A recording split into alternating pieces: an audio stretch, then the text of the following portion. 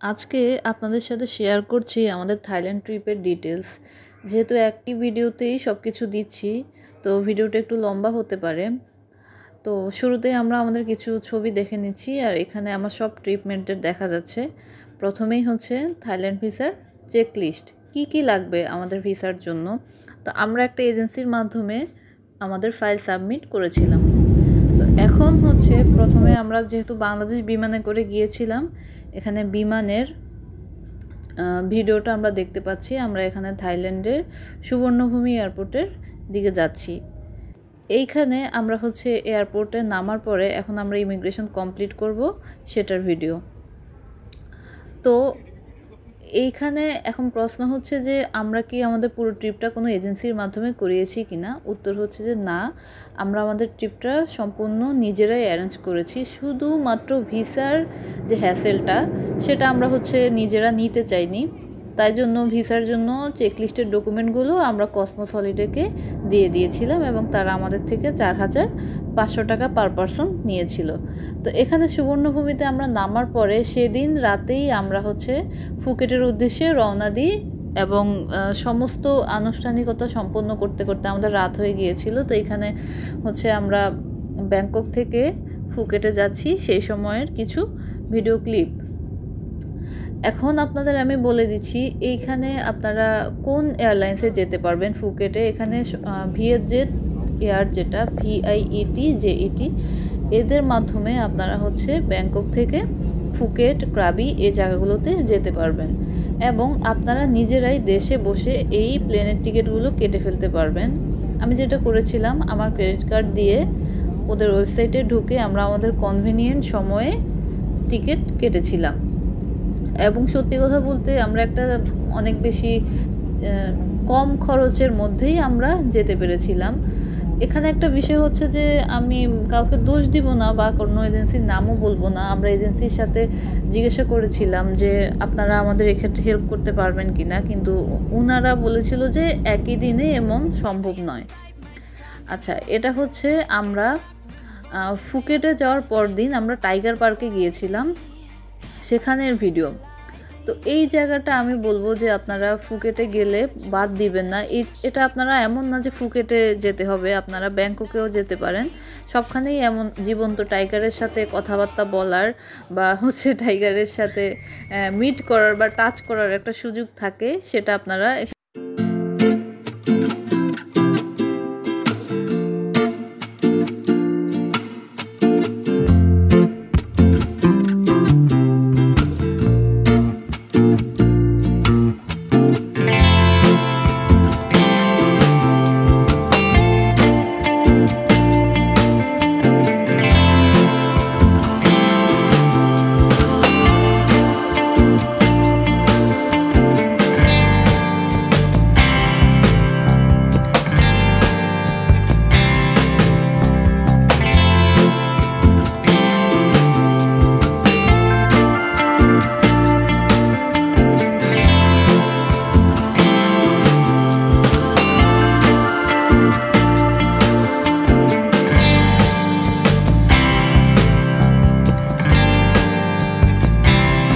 চাইলে ফুড নেবেন না, খাবার নেবেন না বা সিট চয়েস করবেন না। এই এমনকি হচ্ছে 7 কেজি এবং 3 কেজি, মানে হ্যান্ড লাগেজ 3 কেজি এবং হচ্ছে যেই লাগেজ হচ্ছে আপনাদের মানে ভিতরে দেওয়া হয় সেটা 7 কেজি। এর চেয়ে বেশি যদি লাগেজ না হয় তাহলে হচ্ছে আপনাদের এক্সট্রা কোনো চার্জ দিতে হবে না। তো এখানে আমরা দেখতে পাচ্ছি যে আমরা পরের দিন ফুকেট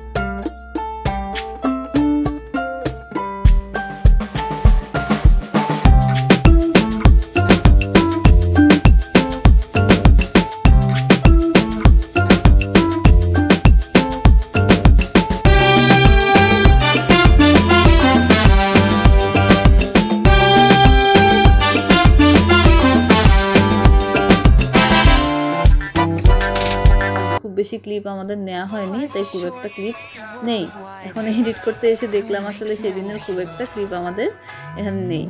তো আপনারা দামাদামি অবশ্যই করে নেবেন। জেমস বন্ড আইল্যান্ডের জন্য 1500 থেকে 2000 থাই বাত চাইবে, কিন্তু আপনারা 1100-1200-র মধ্যে করার চেষ্টা করবেন, যতটা সম্ভব আপনারা পারবেন কমানোর জন্য চেষ্টা করবেন, তাদের সাথে কথা বলার জন্য।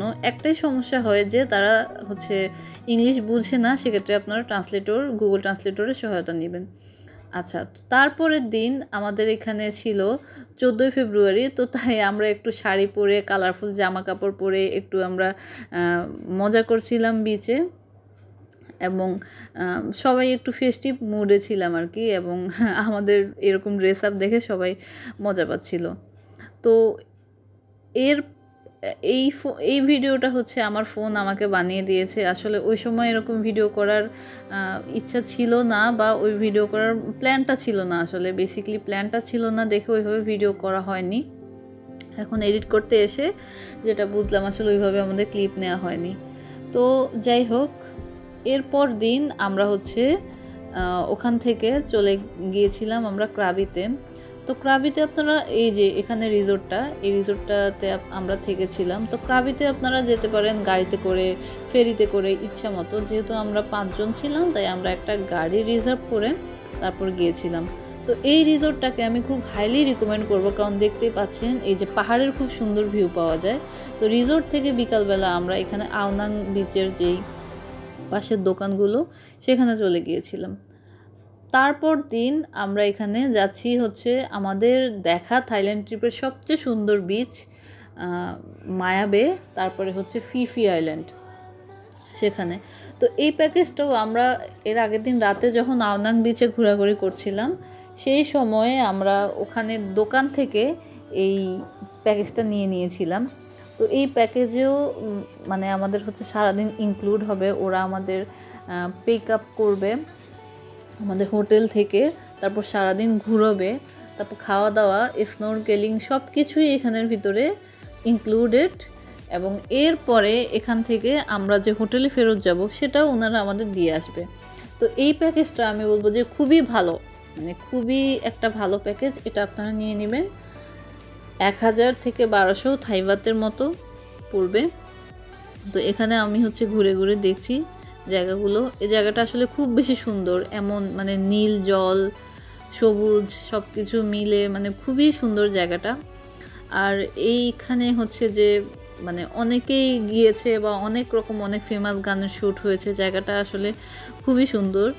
তো এখানে হচ্ছে স্নোরকেলিংয়ের ভিডিওটা, স্নোরকেলিং যারা হচ্ছে সাঁতার ভালো পারেন তারা হয়তো ভালো পারবেন, আমি আসলে ওইভাবে অত ভালো পারিনি, কিন্তু এখানে খালি চোখেই আপনারা কালারফুল যে মাছ আছে মাছগুলো দেখতে পাবেন।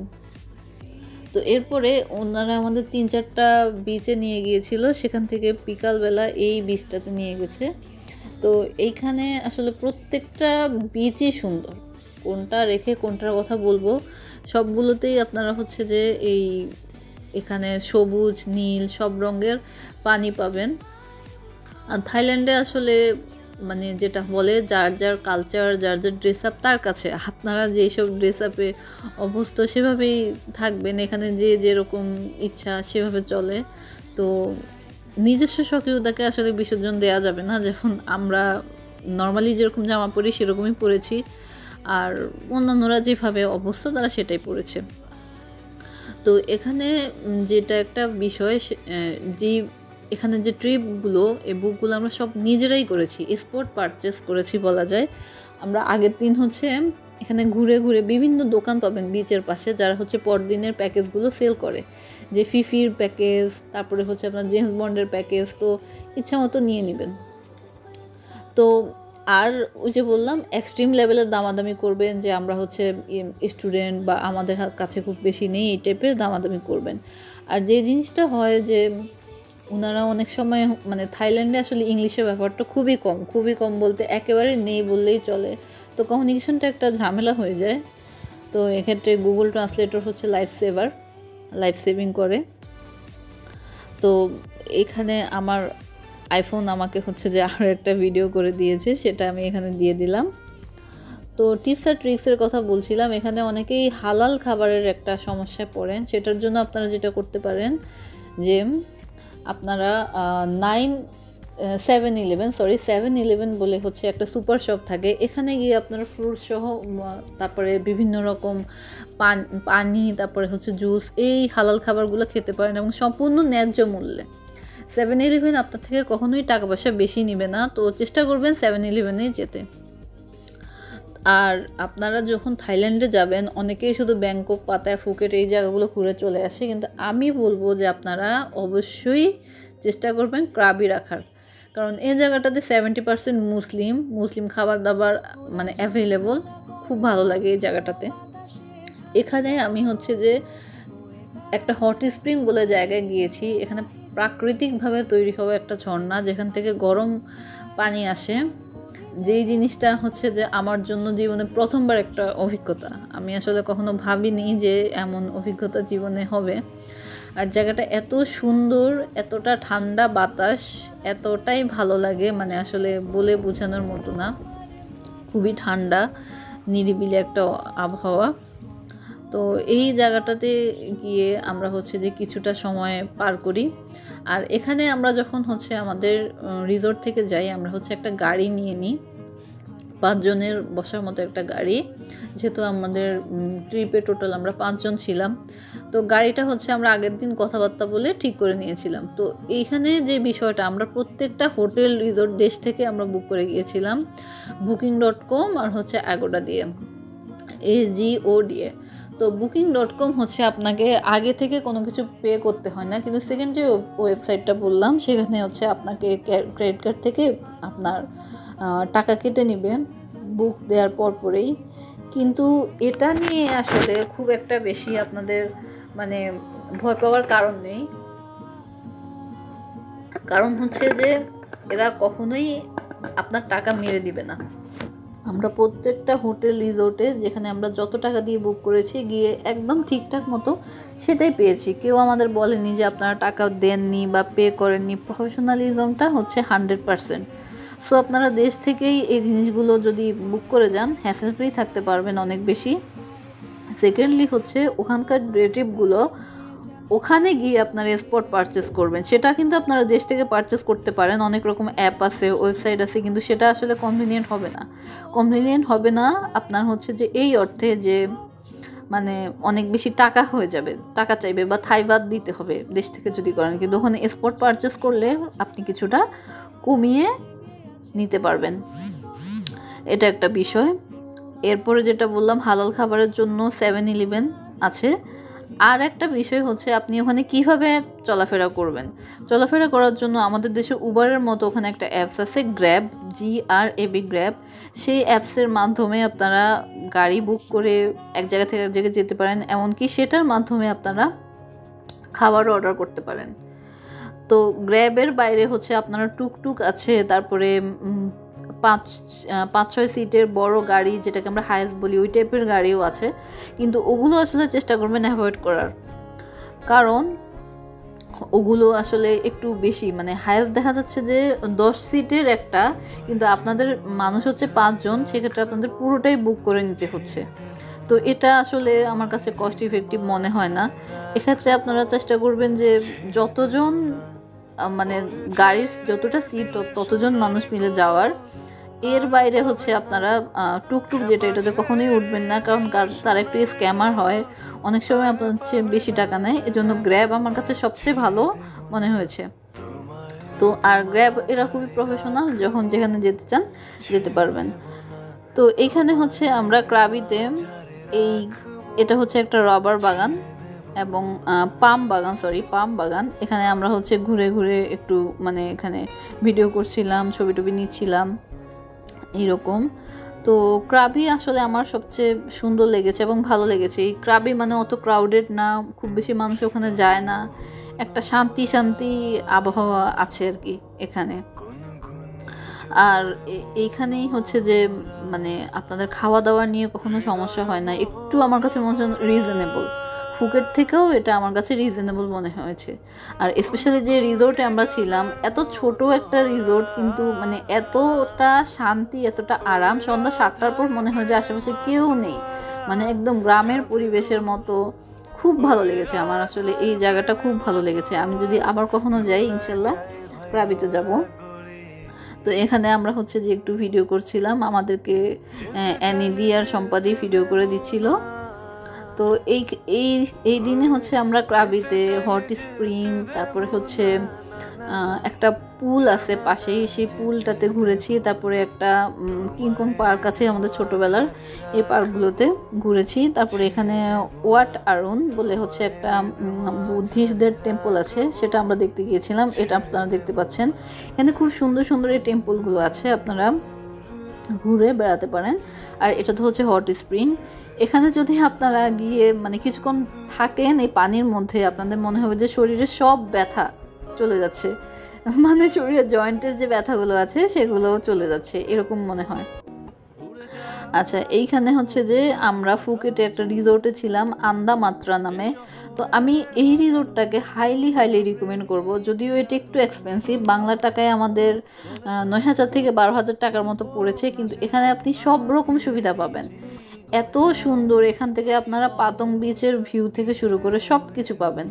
তো এই রিসোর্টটা আমার হচ্ছে যে একটা সাজেশনে থাকবে। আর কিভাবে আমরা রিসোর্টগুলো বুক করেছি অনলাইনে, সেটা যদি আপনারা জানতে চান তাহলে হচ্ছে আমাকে কমেন্টে জানাবেন, তার জন্য আলাদা একটা ভিডিও আমরা করে দিব।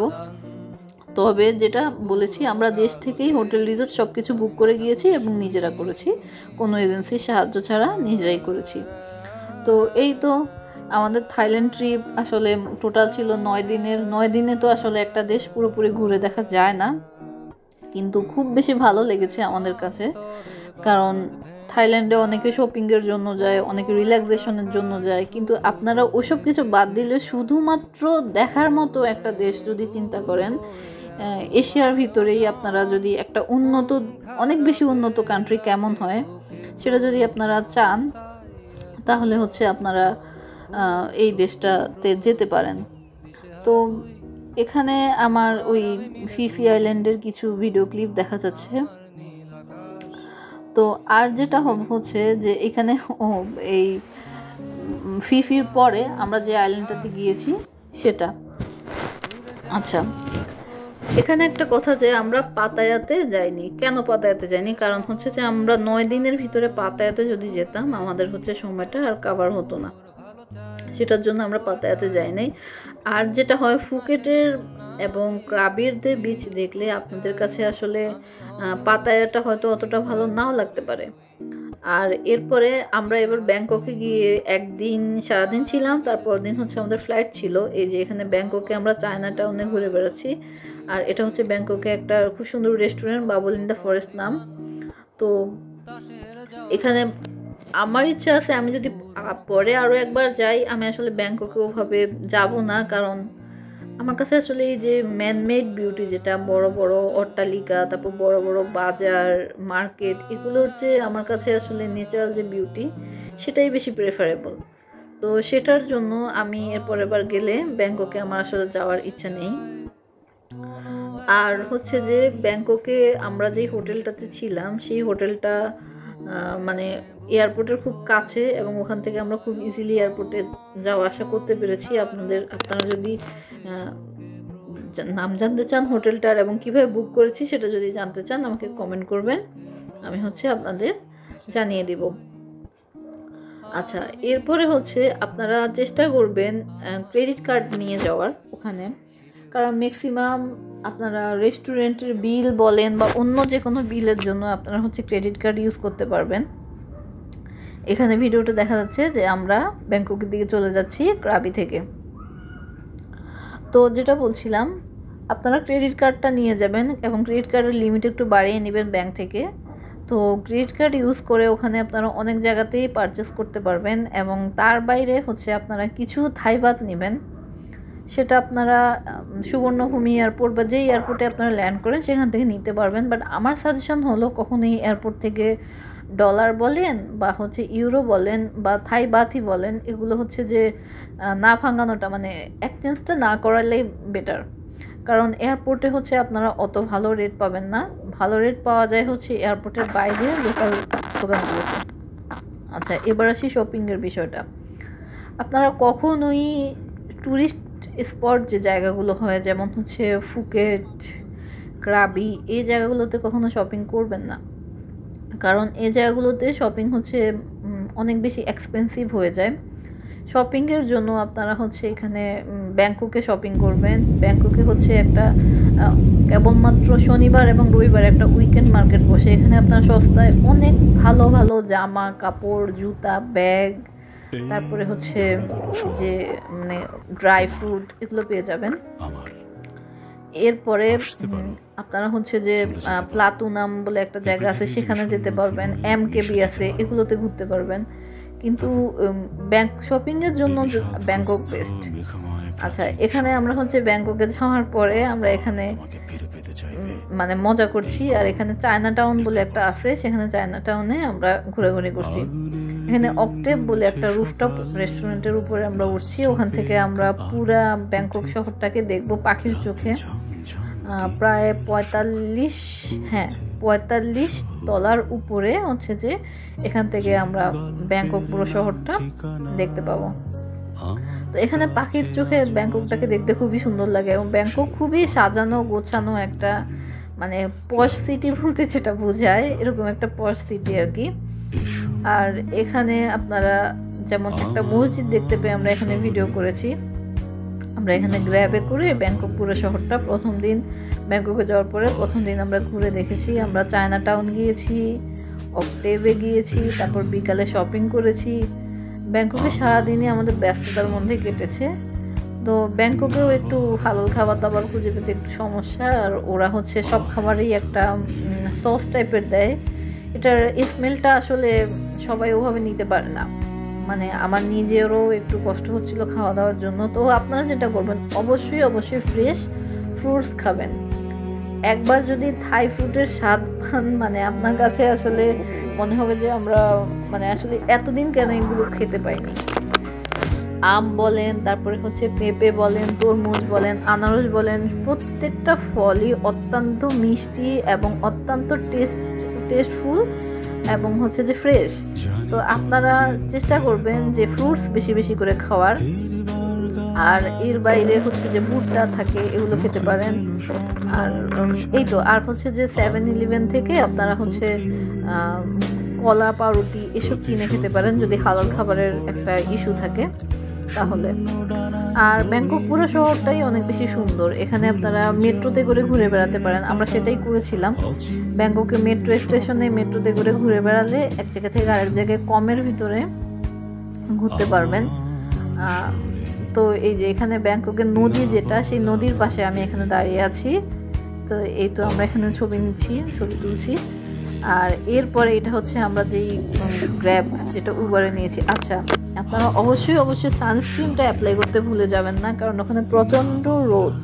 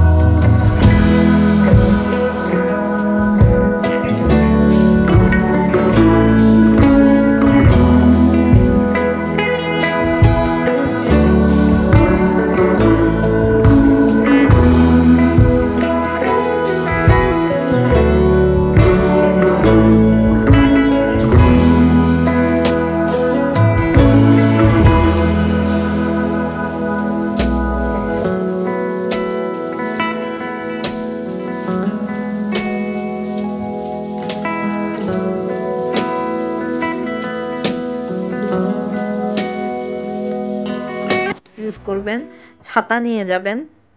আচ্ছা, এরপরে যেদিন আমরা হচ্ছে এই দিন আমাদের দেশে ফ্লাইট, আমাদের ফ্লাইট হচ্ছে বিকালে 4:30 কি 5টার দিকে। তো এখন এই জন্য এদিন সকালে খুব ভোরে আমরা ঘুম থেকে উঠে এই যে ব্যাংককের পাশেই একটা হচ্ছে রেস্টুরেন্ট আছে, বাবল ইন দ্য ফরেস্ট নাম। তো এই বাবল ইন দ্য ফরেস্টকে বলা হয়ে থাকে যে থাইল্যান্ডের মিনি মালদ্বীপ, কারণ এই জায়গাটাতে আপনারা হচ্ছে একটা মালদ্বীপের ফিলিংস পাবেন। তো মালদ্বীপের মতো যে ভিউটা ওইটা আমি একটু পরে দেখাচ্ছি। এখানে আমি হচ্ছে যে পুরোটা রেস্টুরেন্ট ঘুরে ঘুরে দেখছি। এখানে এই জায়গাটাকে বলে হচ্ছে জাঙ্গল ইন দ্য ফরেস্ট, মানে ওরা একটা জঙ্গল রেডি করে রেখেছে, ওই জঙ্গলটা চাইলে আপনারা ঘুরে দেখতে পারেন। এবং এখানে ঢোকার জন্য আপনাদের প্রত্যেকে টোকেন দিবে, এবং টোকেন দেওয়ার পরে প্রত্যেকেরই জন্য হচ্ছে সিট একটা ফিক্সড সিট করে দেবে, এবং যাকে যেই সিটটা দেবে সবাই ওখানেই বসবে। এবং যে জিনিসটা ভালো লেগেছে, এখানে কখনোই তারা ধারণ ক্ষমতার বেশি মানুষ ঢুকায় না। আচ্ছা, এই যে এখানে যে আপনারা ঘরগুলো দেখতে পাচ্ছেন, এই ঘরগুলোতেই আসলে সবাই বসে খাওয়া দাওয়া করে, এবং প্রত্যেকের জন্য ফিক্সড টোকেন যাকে যেটা দেয় সে সেখানে সেটা বসেই খায়। তো আমরা এখানেই হচ্ছে লাঞ্চ করে নিয়েছিলাম, লাঞ্চ করে নিয়ে তারপরে আমরা হচ্ছে এখান থেকে ব্যাংককে আমাদের যে হোটেলে সেখানে আমরা চলে গিয়েছিলাম। সকালে বের হওয়ার সময় আমরা হচ্ছে যে ব্যাগ ট্যাগ সব গুছিয়ে রেখে এসেছিলাম যেন আমাদের যেতে দেরি না হয়ে যায়। এরপরে এখান থেকে আমরা গিয়ে জাস্ট ব্যাগটা নিয়েই আমরা এয়ারপোর্টে চলে গিয়েছিলাম। তো এই জায়গাটা খুব সুন্দর, আমি বলবো যে আপনারা ব্যাংককে আসলে মানে একটা বিকাল বা একটা সকাল এই জায়গাটার জন্য বরাদ্দ রাখবেন। কারণ হয়তো আমাদের অনেকেরই মালদ্বীপে যাওয়ার সময়, সুযোগ, সামর্থ্য কোনোটাই হয়ে উঠছে না, বা হয়তো আরো অনেক বছর পরে হবে। তো এই জায়গাটাই দিয়ে আপনারা একটা মালদ্বীপের ফিল পেতে পারেন। আর ওরা হচ্ছে জায়গাগুলোকে খুব সুন্দর করে ম্যানেজ করেছে, ওদের এই পানিগুলোতে কোনো ময়লা নেই, মানে মেনটেন করে আর কি। তো এই মেনটেন করা বিষয়টা ভালো লেগেছে। আর অনেক বেশি মানুষ ঢুকায় না, আপনারা নিজেদের মতো এখানে সময় স্পেন্ড করতে পারবেন, ছবি তুলতে পারবেন, ভিডিও করতে পারবেন। তো আমাদের এই দিন বিকালেই ফ্লাইট, তাই আমরা এখানে হচ্ছে যে এই সুন্দর ট্যুরটা শেষ হয়ে যাচ্ছে এটা ভেবে আফসোস করছিলাম। আর ভাবছিলাম যে নেক্সট আসলে কোথায় যাওয়া যায় আর কি। তো এই ট্রিপে আমাদের হচ্ছে মানে 9 দিনের ট্রিপে মোটামুটি আমাদের আসলে পার পার্সন একটু বেশিই খরচ হয়েছে, কারণ আমরা আসলে মন মতো ঘুরেছি। আমরা কোনো জায়গা আসলে বাদ দিতে চাইনি যে আফসোস থেকে যায় যদি। কিন্তু এরপর আমরা হচ্ছে কোহ সামুই যেটা, সেটাতে আমরা যেতে পারিনি। তো আবার যদি কখনো যাই তাহলে হয়তো ইনশাল্লাহ যাব। তো 9 দিনের চেষ্টা করছি আমরা 9টা দিনই ঘোরাঘুরি করার, কোনো একটা জায়গাও যেন বাদ না দেওয়ার। তো এই বাবল ইন দ্য ফরেস্টে আসাটা আমি মনে করি আমার জন্য একটা অনেক ভালো সিদ্ধান্ত ছিল।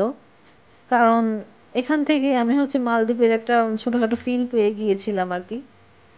তো এই জায়গাটা অনেকে স্কিপ করে, অনেকে হয়তো জানেই না, আবার অনেকে ক্লাবই স্কিপ করে, কিন্তু আমি করিনি। কারণ আমার কাছে মনে হয়েছিল যে একটু যদি টাকা পয়সা বেশিও যায়, আফসোসটা যেন না থাকে সেটার জন্য। তো এই তো এখানে বসে আমরা চিন্তা করছিলাম যে নেক্সট কোথায় কোথায় আমরা ট্রিপ দিব বা কোথায় যাওয়া যাবে। তো আমাদের কাছে মনে হয়েছিল যে আমরা সুস্থভাবে সবাই মিলে একসঙ্গে সুন্দরভাবে 5 জন ট্রিপটা শেষ করতে পেরেছি, সেটা আসলে অনেক বড় একটা বিষয়। তো ট্রিপটা আসলে এই দিনের পর শেষ, ট্রিপ শেষে আমাদের আসলে মানে এখনো যখন ছবিগুলো দেখি, ভিডিওগুলো দেখি, মুহূর্তগুলোর জন্য খারাপ লাগে, মানুষগুলোর জন্য খারাপ লাগে। আবার হয়তো দেখা হবে কিনা কখনো সবার সাথে, আর যদি দেখা হয়ও আসলে কোথায় কোন নতুন কোনো দেশে দেখা হবে কিনা, বা বাংলাদেশের কোথাও দেখা হবে কিনা কে জানে। তো এই ছিল সংক্ষেপে আমাদের থাইল্যান্ডের ট্রিপের বৃত্তান্ত। আপনাদের যদি ভালো লেগে থাকে তাহলে আমাদেরকে একটু সাপোর্ট করবেন, লাইক কমেন্ট শেয়ার করবেন। আর যদি আপনাদের কোনো প্রশ্ন থাকে কোনো কিছু নিয়ে, যে কোনো কিছু নিয়ে, আমাদের হচ্ছে হোটেল কোত্থেকে বুক করেছি, কিভাবে বুক করেছি, কোন হোটেলের কি নাম বা কত খরচ হয়েছে, এগুলো যদি আপনাদের জানার থাকে অবশ্যই অবশ্যই কোয়েশ্চেন করবেন। আমরা চেষ্টা করব উত্তর দিয়ে দেওয়ার জন্য। তো সবাই ভালো থাকবেন, আমাদের জন্য দোয়া করবেন।